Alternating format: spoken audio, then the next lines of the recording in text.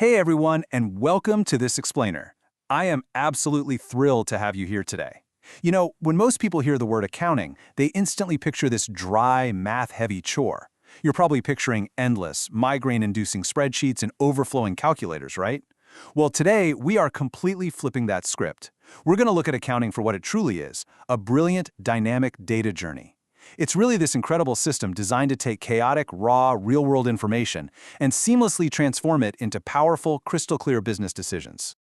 Okay, let's dive right into our roadmap for today. We're going to track a single piece of financial data through a strictly structured evolutionary process. We'll start with recording transactions, move to classifying in the ledger, then summarizing the data, communicating results, and we'll wrap the whole thing up with the overarching accounting cycle. Step 1. Recording financial transactions. This right here is the absolute ground level of our data journey. I want you to imagine the sheer, massive volume of financial events happening at a company every single day. Buying materials, selling products, paying salaries. It's a lot. But you can't just jot down, bought some supplies on a napkin and call it a day. No way. Every single transaction has to be measured in actual money and backed up by hard evidence. We're talking vouchers, cash memos, invoices, and receipts. This documentation acts as the ultimate gatekeeper, ensuring that before a piece of data can even enter the system, it is firmly rooted in reality. So once we have that rock-solid evidence, the transaction enters the journal. The journal is known as a book of prime entry. Think of it like a financial diary, where all these transactions are initially recorded in strict chronological order. We are capturing the total chaos of the business day precisely as it unfolds, literally line by line, date by date. Moving right along to step 2, classifying in the ledger. Because listen, if the journal is our chronological diary, it's great for keeping a history, but it is terrible for quick insights. If you need to know how much cash you actually have on hand, you can't just read through a thousands of pages long diary to figure it out. We have to transition out of that chronological chaos and into a highly organized system. And to solve that exact problem, we use the ledger.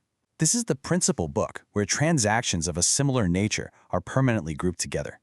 Imagine a massive sorting facility. We're basically taking all those individual entries from the chronological journal and tossing them into specific, designated bins to bring order to the raw data, so it actually starts to mean something useful for us. Now those bins fall into key categories: person, asset, income, and expense. So instead of hunting down every single utility payment or software subscription across 12 months of diary entries, all those related entries are pulled straight into one single expense account.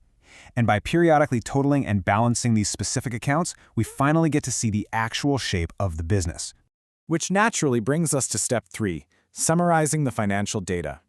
Even after classifying everything into those ledgers, we are still dealing with a massive volume of data spread across hundreds of accounts. To make sense of it all, we absolutely must zoom out.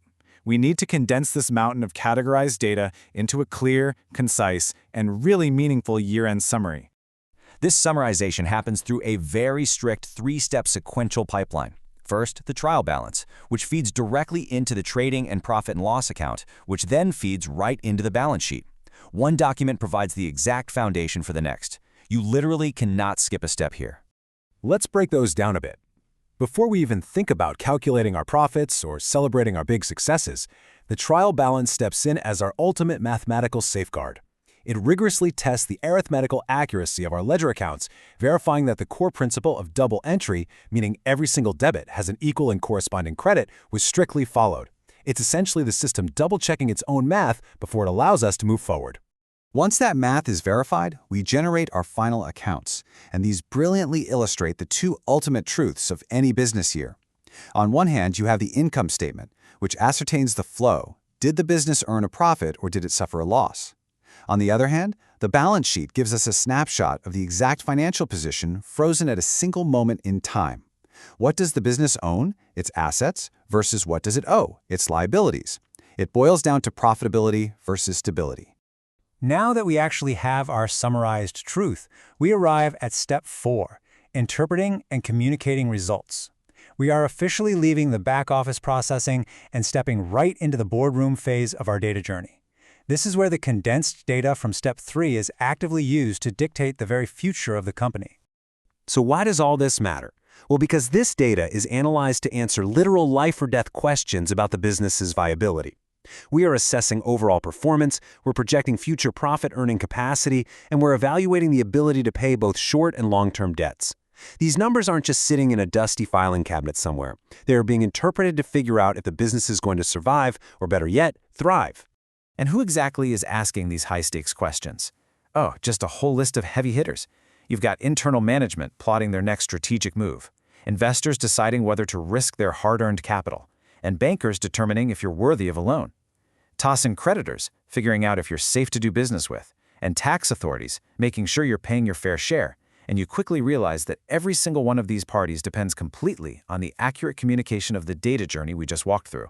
Which brings us to our final stop, Step 5, the continuous accounting cycle. Now, you might think that handing those polished reports over to the investors and the tax authorities is the finish line. We did it! We recorded, we summarized, we communicated.